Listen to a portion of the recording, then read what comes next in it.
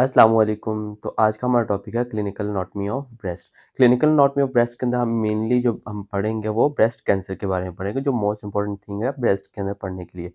तो हमने पहले पढ़ ली थी इसकी एनाटॉमी, आज हम पढ़ेंगे इसके ब्रेस्ट कैंसर के बारे में।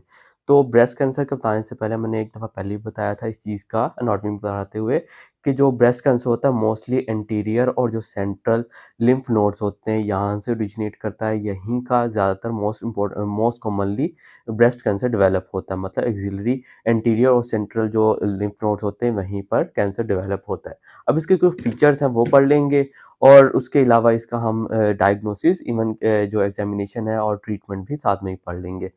तो फर्स्ट ऑफ ऑल क्या है कि इसके अंदर एंटीरियर आउटर क्वाड्रेंट, मतलब एंटीरियर आउटर क्वाड्रेंट जो कि अपर लेफ्ट क्वाड्रेंट बनता है ब्रेस्ट का, उसके अंदर ज़्यादातर मोस्ट कॉमन चांसेस होते हैं ब्रेस्ट कैंसर डेवलप होने के।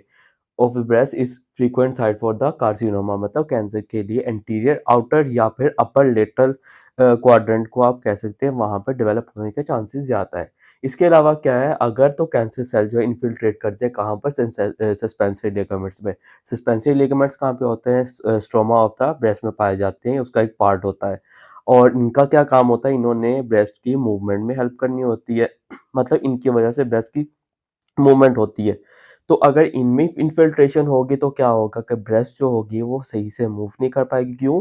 कि जब ये इनमें इन्फिल्ट्रेशन होगी क्या करेंगे, कॉन्ट्रैक्ट कर जाएँगे, कॉन्ट्रैक्शन की वजह से ब्रेस्ट की मूवमेंट रिस्ट्रिक्टेड हो जाएगी, ब्रेस्ट बिकम फिक्स्ड हो जाएगी और ब्रेस्ट क्या हो जाएगी, उसके लिगामेंट्स के कॉन्ट्रैक्शन होने की वजह से कॉन्ट्रैक्ट हो जाएगी और उसके अलावा जो ब्रेस्ट की स्किन है उसमें कुछ फोल्डिंग से बन जाएगी, इनफोल्डिंग से बन जाएँगी स्किन के ऊपर, जिसको हम पकरिंग स्किन कहते हैं। ये फाइंडिंग्स मिलेंगी हमें ब्रेस्ट में। इसके अलावा अगर ब्रेस्ट की जो लिम्फ वेसल्स हैं, लिम्फ नोड्स हैं, वहाँ पर लिम्फ वेसल्स में अगर इन्फिल्ट्रेशन हुई, 2 लिम्फ वेसल्स हमने पढ़ी थी 2 तरह के, एक सुपरफिशियल पढ़ी थी और दूसरी डीप लिम्फ वेसल्स पढ़े थे। तो मोस्टली सुपरफिशियल लिम्फ वेसल्स में इन्वॉल्वमेंट होती है, तो अगर ये क्या करे, वहाँ पर चले जाए कैंसर सुपरफिशियल लिम्फ नोड, तो उसकी वजह से क्या होगा, वहाँ पर एडीमा डेवलप होगा और उसके अलावा जो ब्रेस्ट की अपीयरेंस होगी वो ऑरेंज से कलर की हो जाएगी, ऑरेंज अपीयरेंस होगी जिसको हम पीयूडी ऑरेंज कहते हैं। ये हमें इसके अंदर फाइंडिंग मिलती है, मतलब ऑरेंज अपीयरेंस की ब्रेस्ट हो जाएगी। इसके अलावा जो लिम्फ वेसल्स होती हैं वो इंटरकनेक्टेड होती हैं, एक दूसरे के साथ कम्युनिकेट कर रही होती हैं, एक ब्रेस्ट की दूसरी ब्रेस्ट के साथ, इवन के दूसरे स्ट्रक्चर्स की जो लिम्फ वेसल्स होती हैं उनके साथ कम्युनिकेट कर रही होती हैं, इंटरकनेक्टेड होती हैं। तो अगर एक लिम्फ वेसल के अंदर एक कैंसर डेवलप होता है तो वहाँ से मेटास्टाइज़ होके दूसरे लिम्फ वेसल्स को इन्वॉल्व कर सकता है। तो मोस्टली क्या होता है, अगर एक साइड की ब्रेस्ट इन्वॉल्व है तो लिम्फ वेसल्स की वजह से दूसरी साइड की ब्रेस्ट इन्वॉल्व होने के चांसेस ज़्यादा होते हैं। तो communication of the lymphatics to other breast अगर होगी तो उसकी वजह से क्या हो सकता है, मतलब ये होती है, इसकी वजह से क्या हो सकता है, मे बी पॉसिबल है कि जो कैंसर है वो स्प्रेड कर जाए टू द नेबरिंग ब्रेस्ट। और इसके अलावा क्योंकि कम्युनिकेशन दूसरे ऑर्गन्स के साथ भी होता है लिम्फ वेसल्स का, तो उसकी वजह से मे बी पॉसिबल है उसका लीवर का, इवन के ओवरीज तक का जो पेल्विक कैंसर है वो डेवलप हो सकता है, ओवेरियन कैंसर डेवलप हो सकता है मेटास्टेसिस होने की वजह से। इसके अलावा ये तो लिम्फ वेसल्स थी। इसके अलावा नेक्स्ट हमने क्या देखना है कि अगर लिम्फेटिक्स के अलावा लिम्फ वेसल्स के अलावा अगर कैंसर को देखें तो वो कहाँ पे स्प्रेड हो सकता है, सेगमेंटल वेन्स में। अगर सेगमेंटल वेन्स में स्प्रेड हो सकता है, यहाँ पे स्प्रेड हुआ तो यहाँ से जहाँ पर इन वेन्स की ड्रेनेज वगैरह होगी वहाँ पे मेटास्टाइज हो सकता है। और यूजुअली क्या होता है, वेन्स जो होती है वो ड्रेन कर रही होती है ब्रेस्ट की, कहाँ पर, वर्टिब्रल वेनस प्लेक्सिस में, ये उसके साथ कम्युनिकेट कर रही होती है। मतलब कि ब्रेस्ट की जो कैंसर है वो वर्टिब्रल वेनस प्लेक्सिस में जा सकता है और अगर वहाँ पे जाएगा तो उसके अंदर हमारा ब्रेन जो वर्टिब्रा वो इन्वॉल्व हो सकता है। सो कैंसर जो है वो स्प्रेड कर सकता है कहाँ पे, वर्टिब्रा में और ब्रेस्ट में। इसलिए हमने ये देखना होता है कि ये जो ब्रेस्ट का कैंसर है सिर्फ ब्रेस्ट में नहीं रहेगा, अगर ये मेटास्टाइज हुआ तो दूसरे ऑर्गन जिस तरह के लीवर है, इसके अलावा कोई भी स्ट्रक्चर इन्वॉल्व हो सकता है। मोस्ट कॉमनली नियरेस्ट जो है लीवर है, उसके अलावा लंग्स है, इसके अलावा स्टमक है, कहीं पे भी मेटास्टाइज हो सकता है।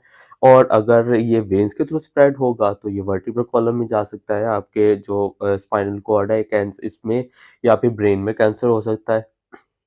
इसके अलावा इन्फिल्ट्रेशन जो होती है लेक्टिफेरस डक्ट्स में भी हो सकती है और पॉसिबली होती है। लेक्टिफेरस डक्ट कहाँ पे लेक्टिफेरस डक्ट जो है वो निपल में ओपन होता है, तो जिसकी वजह से क्या होगा, अगर लेक्टिफेरस डक्ट इन्वॉल्व होगी इसमें सिक्रीशंस होने लग जाएँगी अदर देन मिल्क सिक्रीशंस। इसमें पस प्रोड्यूस हो सकती है, whitish liquid crystal fluid type, ये इसमें सिक्रीशन हो सकती हैं ऑन प्रेसिंग द निपल, क्या उसमें सिक्रीशन हो सकती है, जो कि शो करता है कि may be possible underline cancer हो सकता है, ब्रेस्ट कैंसर। तो हमने क्या करना है, उसको टाइमली डायग्नोज करके उसको ट्रीट करना होता है। अब सेल्फ इसके अलावा आप इसकी एग्जामिनेशन देख लेते हैं। सेल्फ एग्जामिनेशन के लिए क्या करना है, और इसके अलावा रेक्टिफायर्स डक्ट की जब इन्वॉल्वमेंट होती है तो यूजुअली क्या होता है कि इस निपल्स की रिट्रैक्शन होना शुरू हो जाता है, मतलब निपल्स जो है इनवर्ड मूव करने लग जाता है।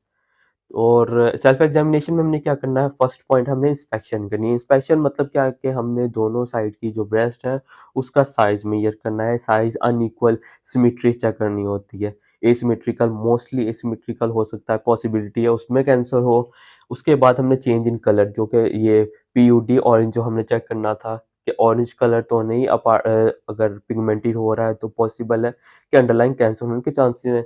इसके अलावा रिट्रैक्शन ऑफ निपल हमने चेक करना है, ये इसके अंदर हम इलेक्ट्रिक डक्ट इन्वॉल्व हो सकती हैं। डिस्चार्ज अगर हो रहा है तो पॉसिबल है। ये सारे फीचर्स हमें मिलेंगे इन ब्रेस्ट कैंसर के अंदर। डिस्चार्ज होगा निपल से स्क्वीज करने पर, और इसके अलावा पाल्पिटेशन मतलब प्रेस करके हमने मोस्टली एक्सिलरी लिम्फ नोड्स हैं उसमें, जो हमने एंटीरियर और सेंट्रल लिम्फ नोड्स थे उनमें चेक करना है। ब्रेस्ट के अंदर हमने मैस की डेवलपमेंट को चेक करना है। मैस डेवलप्ड है तो उसके अंदर मैस को चेक करना है कि वो मूवेबल है कि फिक्स्ड है। ये सब चेक कर लिया हमने, उसके बाद सस्पेक्शन है, सस्पेक्शन को हमने कंफर्म करना है। कंफर्म करने के लिए हमने एक रेडियोग्राफिक टेस्ट है मेमोग्राम, हमने मेमोग्राम करना है। मेमोग्राम से कंफर्म हो जाएगा कि पेशेंट को आइदर कैंसर है, ब्रेस्ट कैंसर है या नहीं है। ये लो फ्रीक्वेंसी एक्सरेज होती हैं। फिर उसके बाद हम क्या करेंगे, इसका ट्रीटमेंट करेंगे। कैंसर का ओनली ट्रीटमेंट है, हम क्या करेंगे, कैंसरियस पार्ट को या तो रिमूव कर देंगे, उसके लिए लंपेक्टमी करेंगे, मतलब उस लंप को, उस पोर्शन को रिमूव कर देंगे। या फिर अगर मेटास्टेसिस की रिस्क है तो हमने क्या करना है, या तो पार्शियल या तो कंप्लीट ब्रेस्ट रिमूव कर देंगे, मेस्टेक्टमी करेंगे। तो ये थी क्लिनिकल एनाटॉमी ऑफ ब्रेस्ट।